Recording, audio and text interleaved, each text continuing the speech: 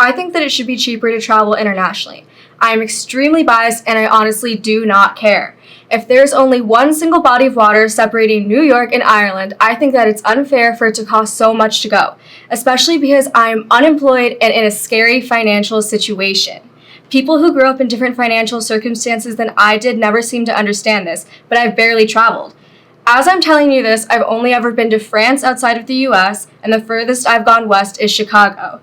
I left the Eastern time zone for the first time a year ago, and up until that same time, I had only been on a plane once, to Florida and back to New York when I was in the 3rd grade. It's not like I don't want to travel. It's not that I'm afraid of flying. That's what everyone always assumes. It's just so expensive to travel. Europeans don't seem to understand that many Americans don't leave the country because it's not financially possible. I mean, look at the state of our country, dog. If so many people struggle to pay rent, to pay their bills, to pay for food for themselves and their families, why would it seem like a priority to go out there and see the world? Within this last year, I've discovered how inexpensive it is to travel all across Europe within Europe.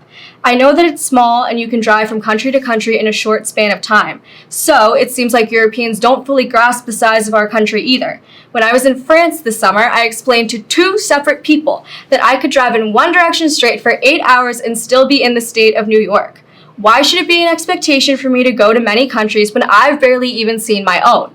And trust me, I want to travel to many different countries. It just seems like a very scary stretch to assume that I'll have that much money at all in my future to spend like that. When people respond oddly to the concept of not having traveled much, they should consider the point of privilege from which they are likely standing.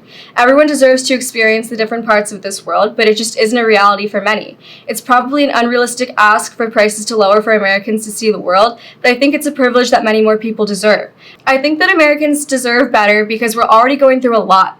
And if you feel compelled to help me out a bit on my first and not last journey to Ireland, who am I to put up a fight?